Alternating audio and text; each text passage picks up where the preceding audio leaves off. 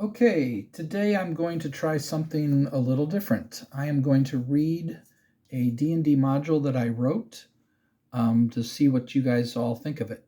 It was a module that I was probably going to use in my campaign.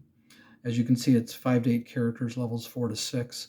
Um, there's a there was a chance I might put this in one of my books if I write another book, which is yet to be determined at this point. But so it's possible that it could come up there too. But I'm going to read through it, hoping that you like it, um, get some feedback maybe, and just to see how it goes. This is not a long module, but it might take more. It might take 2 or 3 sessions of doing this because I don't want to read for too long. I don't want to make the video too long, but we'll see. We'll see how it goes. But once I finish, if it's 2 or 3 sessions, once I've finished the final session, then I will include a link to this module so that anybody can read it on your own time. But I hope you enjoy reading along with me or just listening. I've got my phone all set up on my tripod here, so we're going to go ahead and just start, and I'm going to read through it and see what you think. I've got a little introduction here. I'm going to skip part of the introduction. It's short. It only goes down to there, but I'm only going to read the part that I think I need to read. My introduction plus my rant about D&D. I'll just read part of this.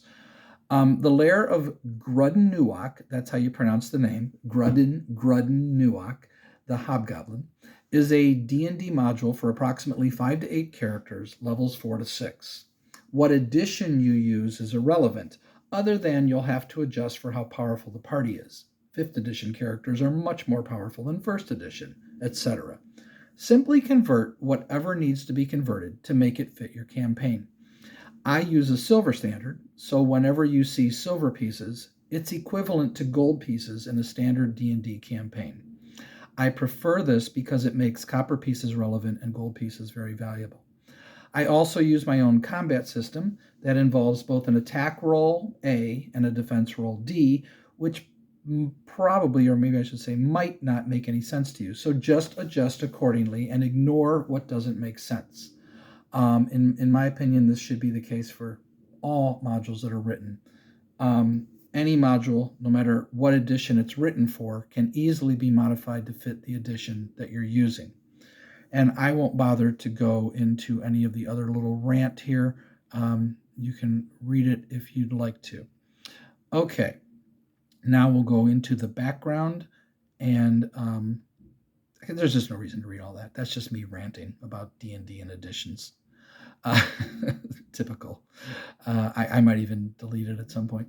But this will be the background, and then we'll see if I can get into a little bit more than just the background of the module. Grud'in-nu'ak, pronounce his name any way you want, is a hobgoblin of legendary reputation. Ogres fear him. He is powerful enough to put fear into most humans and demi-humans, but smart enough to know it's in his best interest to steer clear of them too. So he dwells in a remote area, deep in a forest, far from civilizations.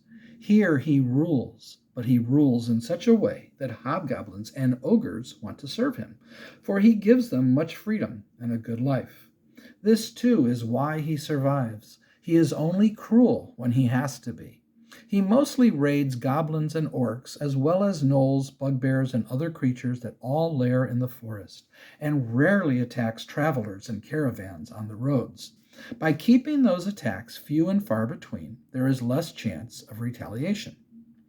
That and his lair is well hidden, deep in the woods. But recently, his hobgoblins attacked a large caravan and took several prisoners, while the rest fled in fear. The haul was plenty, but one of the prisoners taken was a daughter of a noble. And when word came to him that his daughter was abducted by hobgoblins who came out of the forest and attacked, he took matters into his own hands and sought the aid of skilled adventurers to travel with him to rescue his daughter and slay all the hobgoblins for their treachery. Here is where the adventure begins. This sounds like an easy quest. Kill hobgoblins? Sure, no problem. That's probably what the party will be thinking, though it's also very likely that they'll realize there must be something more to this than just fighting hobgoblins. But whatever they think, all that matters is they agree to do the job and travel with him to hunt them down and rescue his daughter.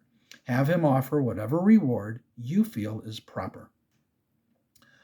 Any ranger of 4th level or higher should be able to track them through the woods, provided they leave immediately, or maybe I should say soon.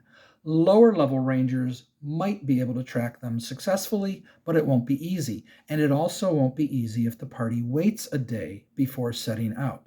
Time is truly of the essence, for the trail will fade in a couple days as the forest has many creatures that move through it.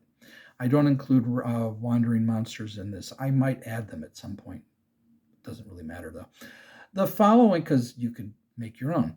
The following is dialogue just for story purposes. Obviously, no one is aware of this conversation. It's only here to add to the story, background of the scenario, and just for fun.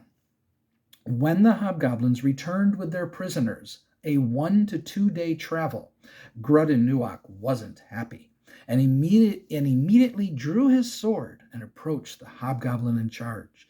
It looked as though he was going to cut off his head. All the hobgoblins dropped to their knees in fear.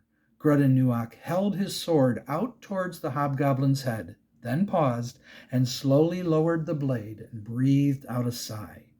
Grud'in-nu'ak: "Fools, why did you take prisoners? How many times do I have to tell you this?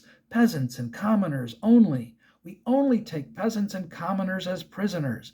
No one else, unless I say otherwise." He shakes his head in disbelief. Hobgoblins: "They surrendered. You always say don't kill your enemy if they surrender, unless you have to. We didn't have to, so we brought them here to serve us.